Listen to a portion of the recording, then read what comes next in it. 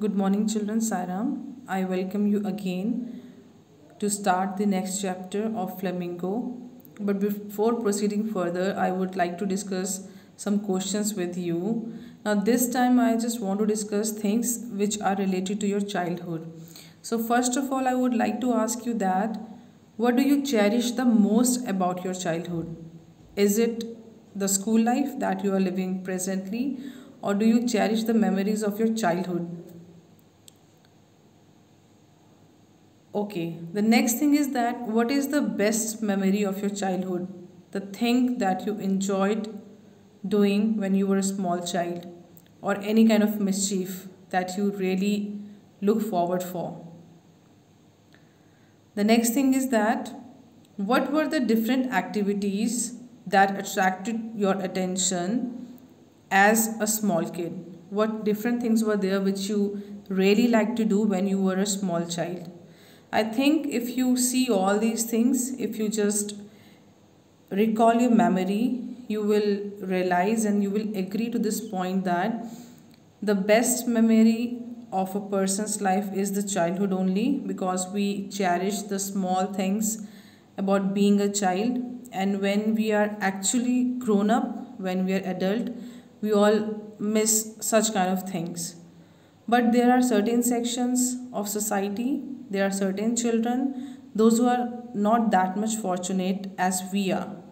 So, what we should do, we should really respect those people. They need our attention and care, and we should definitely do something for such kind of sections of society. So, the chapter which we are going to study today is Lost Spring, and the main characters are Sahib Alam, who is a rag picker, and Mukesh, son of a bangle maker. So, this story is divided into two parts, and first of all, we'll start with Sahib Alam.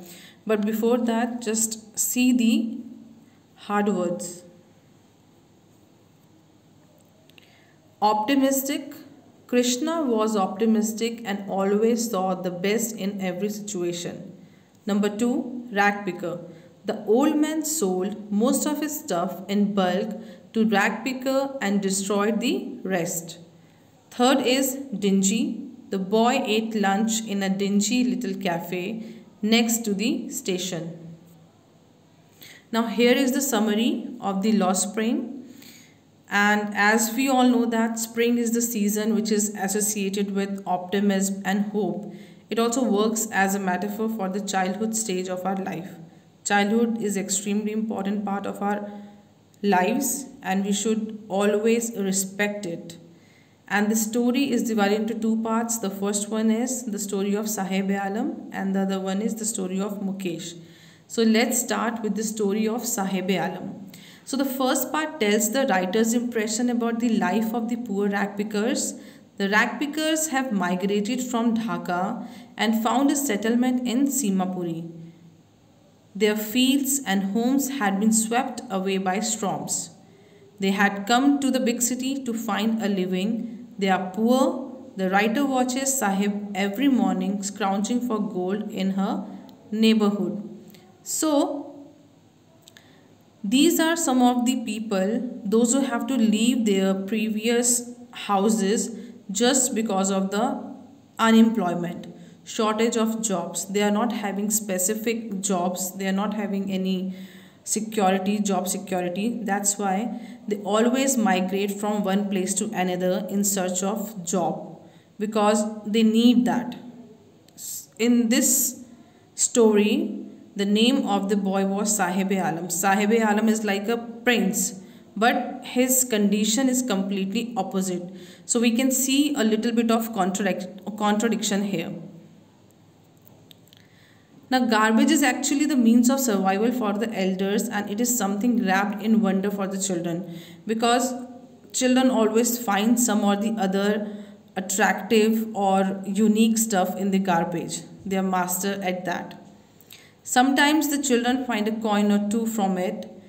Even these kids have desires and ambitions, but they have no clue about how to achieve them. There are many things that are unreachable to them, for instance, shoes, tennis, and similar stuff. Later on, Sahib starts working at a tea stall where he earns 800 rupees and also gets to eat all the meals. But the job takes away his freedom.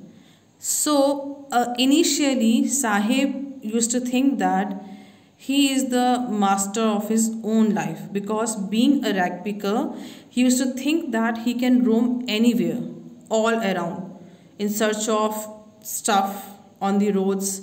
He can go, there were no boundaries, there were no foundations. So he can go anywhere. He was the master of his own life. But when he started working under somebody at a tea stall, there he was having somebody, some boss was there, and he had to work under that person. So there somewhere he was lagging his freedom. So now he was not that much happy. Earlier he was a rag picker, but still he was the master of his own life. So he could find that happiness in that thing. Here he was earning more than that, but still he was not happy. Why? Because real satisfaction comes only when you are contented. You have that contentment of job, it can be contentment of work, contentment of anything, then only that satisfaction can be seen in you. The second part is the story of Mukesh. The second part deals with the life of Mukesh, who belongs to the family of bangle makers. Firozabad is best known for its glass blowing industry. Nearly 20,000 children are engaged in this business, and the law that forbids child labor is not known here. So, like Sahib Alam, the other boy was Mukesh, and he was also working in a very young age, because such kind of children, they are very mature in terms of understanding, in terms of giving help to their family members. They think that it is their duty. They are much more responsible than us because of the condition, we can say. So this Mukesh, he used to work as a bangle maker because he was the son of a bangle maker, and in such kind of sections, it's a kind of tradition which one person follows. One has to follow from the other one. Like it's like generations and generations are following the same thing. The living condition and the working environment is a woeful tale. Life in dingy cells and working close to hot furnaces make these children blind when they step into the adulthood. Weighed down by the debt, they can neither think nor find a way to come out of this trap.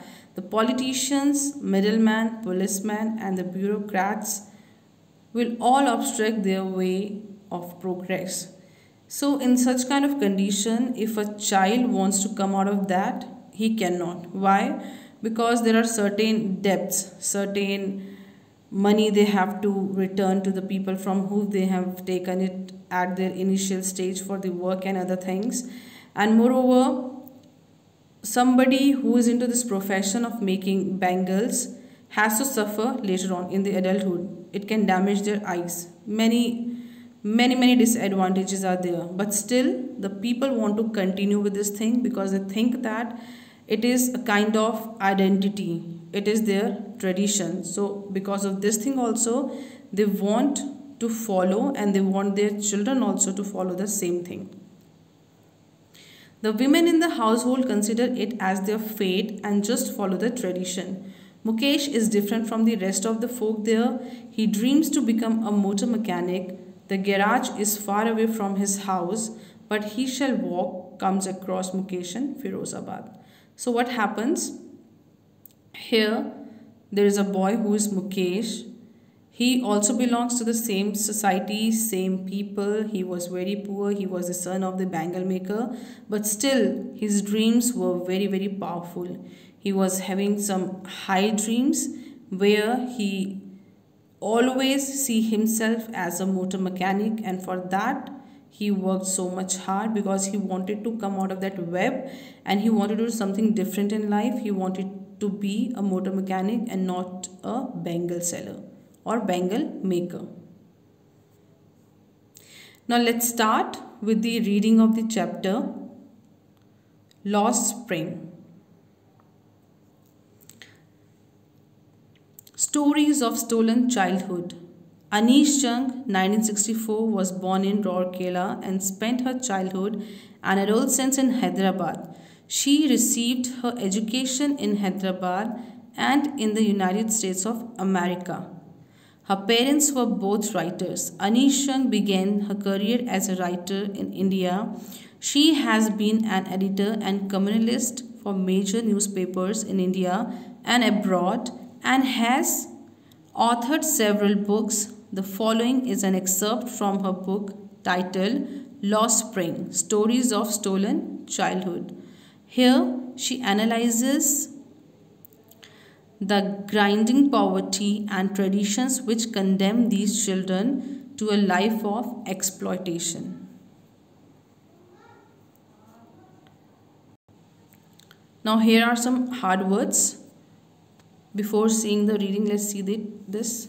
Looking for means when you are looking for something or someone you want to have. Slog their daylight hours. It means they struggle a lot. Roof over his head. It means having shelter on one's head. Perpetual state of poverty. Perpetual state of poverty means which is never ending. Dark hut means accommodations that are temporary, which are not permanent. Impose the baggage on the child. It means force the profession on the child. Whether the child wants or not, we are forcing something. Sometimes I find a rupee in the garbage. Why do you do this? I ask Sahib, whom I encounter every morning scrounging for gold in the garbage dumps of my neighborhood. Sahib left his home long ago. Set amidst the green fields of Dhaka, his home is not even a distant memory. There were many storms that swept away their fields and homes. His mother tells him that's why they left, looking for gold in the city where he now lives. I have nothing else to do, he mutters, looking away. Go to school, I say glibly, realizing immediately how hollow the advice must sound. There is no school in my neighborhood. When they build one, I will go. So this is just the beginning of the chapter. I just want you to go through the complete chapter, just see the reading. And now I'm giving you some of the questions. And this is your homework. Answer the following questions and go through the reading. So the short question answers that comes from for 3 marks in the exams. Number 1, to which country did Sahib's parents originally belong? Why did they come to India? Second, what job did Sahib take up? Was he happy? Third, what is Mukesh's dream? Do you think he will be able to fulfill his dream? Why? Why not? These are the short question answers. And the 2 long question answers also have given you, that will come for 6 marks. Number 1 is, give a brief account of life and activities of the people like Sahib-e-Alam settled in Simapuri. Lost Spring explains the grinding poverty and traditions that condemn thousands of people to a life of abject poverty. Do you agree? So these are some of the questions and I want you to answer them. You can answer them in your rough notebooks. And in the second video, we are definitely going to discuss these question answers. And I'm going to give you the other book also. So it's a kind of suspense for all of you. Till that time, you just go through the chapter and bye.